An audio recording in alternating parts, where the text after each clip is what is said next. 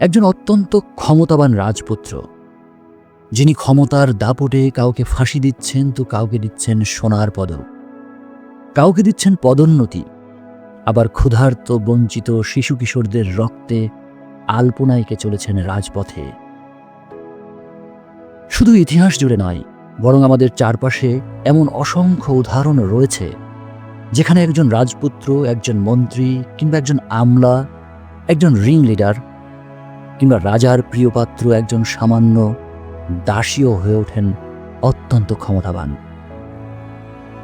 তো এই যে ক্ষমতাবান শব্দটি উচ্চারণ করলাম, এই ক্ষমতাবান হওয়ার ডেফিনেশন আসলে কি?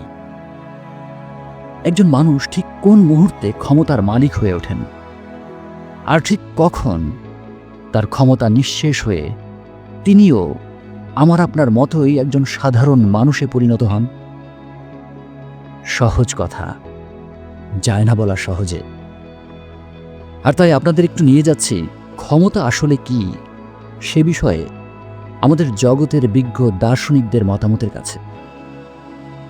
ক্ষমতা বিষয়ে বিখ্যাত সমাজতত্ত্ববিদ ম্যাক্স ওয়েবার বলেছিলেন, ক্ষমতা হলো অন্যের প্রতিরোধ থাকা সত্ত্বেও নিজের ইচ্ছা বাস্তবায়নের সক্ষমতা। অন্যদিকে ইংরেজ চিন্তাবিদ থমাস হবস বললেন, মানুষ ক্ষমতা চায়, তার কারণ হলো মানুষ ভয় পায়, তারা নিরাপত্তা চায়, তারা টিকে থাকতে চায়। হবসের মতে ক্ষমতা হলো অস্তিত্ব রক্ষার হাতিয়ার, ভয়কে নিয়ন্ত্রণ করার শক্তি আর আত্মরক্ষার উপায়। সপ্তদশ শতকে এসে দার্শনিক জন লক এবং রুশো ক্ষমতা শব্দটাকে একেবারে নতুনভাবে সংজ্ঞায়িত করলেন।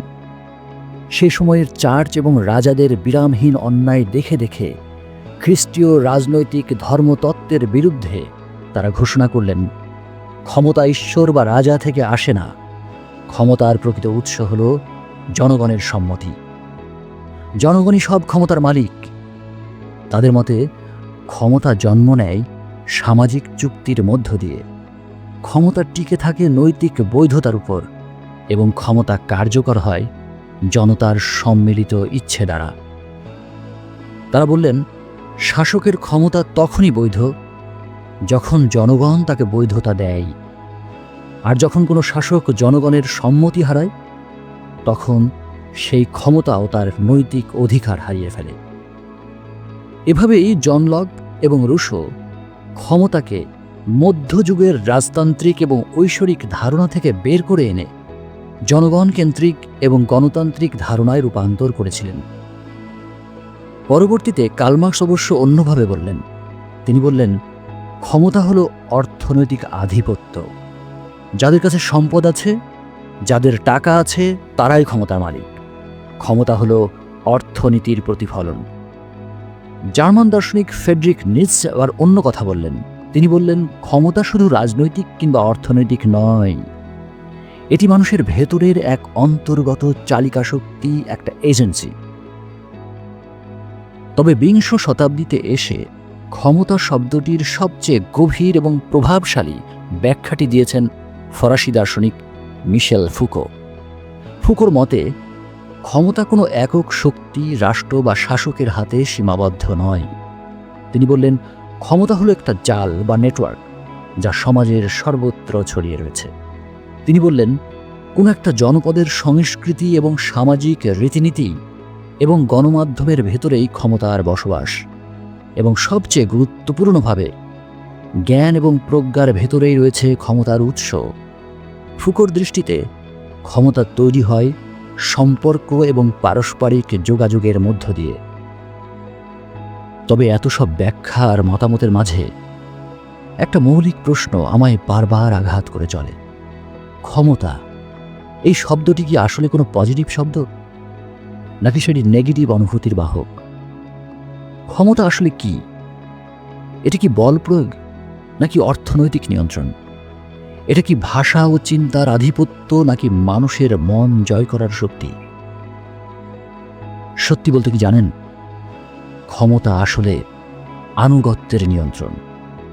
আপনি যখন আমাকে মেনে চলেন, তখনই আমি ক্ষমতাবান হই।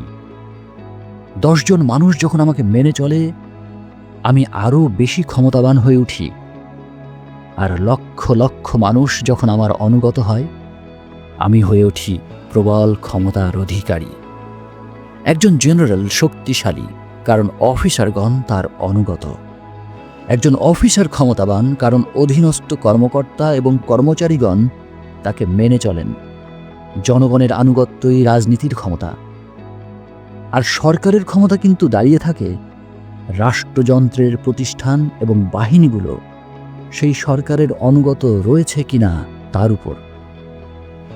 আনুগত্যের নিয়ন্ত্রণই ক্ষমতার নিয়ন্ত্রণ। তো এই যে নিয়ন্ত্রণের কথা বললাম, তা কিন্তু দুইভাবে হতে পারে। একটা হলো সফট পাওয়ার, আর অন্যটি হলো হার্ড পাওয়ার। হার্ড পাওয়ার হলো ভয় সৃষ্টি করা। মানুষের জীবনের প্রয়োজন, তার জীবনের নিরাপত্তা, জীবিকার দুর্বলতা, এই সবকে অস্ত্র হিসেবে ব্যবহার করে মানুষকে অনুগত রাখার কৌশল বা নিয়ন্ত্রণ করার শক্তি হলো হার্ড পাওয়ার। অন্যদিকে সফট পাওয়ার হলো এমন এক শক্তি যা ভয় দিয়ে নয়, বরং ভালোবাসা, বিশ্বাস, মূল্যবোধ এবং নৈতিকতার মতো মানসিক অভ্যাসের মাঝে জন্ম নেয়। আত্মসম্মানবোধ, আদর্শ এবং মূল্যবোধের অভ্যাসই সফট পাওয়ারের মূল উৎস। কিন্তু আপনি জানেন কি, এই জগতের যত ইতিহাস, তা কিন্তু লেখা হয়েছে সফট পাওয়ার ভিত্তিক ক্ষমতার উপরে নয়। যুদ্ধ, ভয় আর ক্ষতির অনুভব থেকে এসেছে নিয়ন্ত্রণ। অন্যায়, জুলুম, শাসন, বলপ্রয়োগ এসবই ইতিহাসের ক্ষমতার মূল উৎস। তো চলুন মধ্যযুগের অসভ্য সেই ইতিহাস থেকে বেরিয়ে আজকের এই সভ্য সমাজ এবং রাষ্ট্র ব্যবস্থার কথা নিয়ে চিন্তা করি। আধুনিক রাষ্ট্রে একজন রাষ্ট্রপ্রধানের যে ক্ষমতা, তার মূল উৎসটি আসলে কোথায়? এটা কি সফট পাওয়ার ভিত্তিক ক্ষমতা, নাকি সেটা হার্ড পাওয়ার? সত্য কথা হলো, আমরা যতই বলি না কেন আমরা সভ্য, শিক্ষিত আর আধুনিক, এই যুগের বিশ্বের প্রায় প্রতিটি সরকার হার্ড পাওয়ার দিয়েই জনগণকে নিয়ন্ত্রণ করেন। ক্ষমতা নিয়ন্ত্রণের কৌশল হিসেবে তারা রাষ্ট্রযন্ত্রের প্রতিষ্ঠানগুলোর আনুগত্যকেই ব্যবহার করেন। আসলে রাষ্ট্রের ক্ষমতা থাকে রাষ্ট্রযন্ত্রের হাতে, আর রাজা, রাষ্ট্রপ্রধান কিংবা শাসক কেবল সেই রাষ্ট্রযন্ত্রের ক্ষমতাকে ব্যবহার করে চলেন। রাষ্ট্রযন্ত্রই রাষ্ট্রের ক্ষমতার উৎস। কিন্তু রাষ্ট্রযন্ত্রের যে সব ক্ষমতা, তা কি কোনো একটা বিশেষ প্রতিষ্ঠানের কাছে মজুদ থাকে? না, সেই ক্ষমতা ছড়িয়ে থাকে বিচারকের টেবিলে, সেই ক্ষমতা ছড়িয়ে থাকে সচিবালয়ের দরজায়, ক্ষমতা ছড়িয়ে থাকে তদন্তকারীর দপ্তরে, আর ক্ষমতা ছড়িয়ে থাকে বাহিনীগুলোর অস্ত্র এবং তাদের প্রশিক্ষণের মাঝে। এই বিচারকগণ, ওই আমলাগণ, তদন্তকারী প্রতিষ্ঠান কিংবা অস্ত্রধারী বাহিনীগণ যারা অনুগত থাকে, সেই ব্যক্তি হয়ে ওঠেন ক্ষমতাবান। তাই যেই মুহূর্তে রাষ্ট্রযন্ত্রের সেই শক্তিগুলো এককভাবে কিংবা সম্মিলিতভাবে কোনো ব্যক্তির প্রতি আনুগত্য দেখান, তখনই সেই ব্যক্তি হয়ে ওঠেন ক্ষমতাবান। আবার যে মুহূর্তে সেই বাহিনী কিংবা রাষ্ট্রীয় প্রতিষ্ঠানগুলো সেই ব্যক্তির প্রতি তাদের আনুগত্য থেকে পিছিয়ে যান, ঠিক সেই মুহূর্তেই একজন রাজা, একজন প্রধানমন্ত্রী হয়ে পড়েন শুধুই আমার আপনার মতো একাকী মানুষ। তাহলে প্রশ্ন জাগে, রাজা যদি রাজক্ষমতায় বসে জনগণের বিরুদ্ধে অন্যায় করেন, তবে সেই অপরাধের জন্য সেই রাজা একাকী কতটুকু দায়ী হবেন? আর রাষ্ট্রযন্ত্রের দায়িত্বে নিযুক্ত প্রধানগণ কতটুকু সেই দায়িত্ব থেকে মুক্ত থাকবেন? একইভাবে প্রশ্ন করা যৌক্তিক যে রাষ্ট্রীয় প্রতিষ্ঠানগুলোর প্রধানগণ রাজার অপরাধের প্রতি অনুগত থাকার জন্য যদি অপরাধী হন, তবে সেই সব প্রতিষ্ঠানের অন্যান্য কর্মকর্তা, কর্মচারী, বাহক, এমনকি পিয়ন যারা প্রতিষ্ঠান প্রধানের অনুগত থেকে রাজার অপরাধ এবং অন্যায় কাজের বাস্তবায়ন করেছেন, তাদের দায় কি সত্যিই খুব অল্প? এখন আসি আরও একটা বিব্রতকর প্রশ্ন নিয়ে। রাষ্ট্রের জনগণ যারা অন্যায়কে অন্যায় বলেননি কিংবা সেই অন্যায়ের বিরোধিতা করেননি, অর্থাৎ নিশ্চুপ থেকে সেই অন্যায়ের ভ্যালিডিটি দিয়েছেন, শত অন্যায় দেখা সত্ত্বেও যে প্রজন্ম সেই অন্যায়কারীকে রাজা হিসেবে মেনে নিয়ে তার শাসনে আনুগত্য দেখিয়েছেন, সেই জনগণের অপরাধ রাজার অপরাধের চেয়ে ঠিক কতটুকু কম?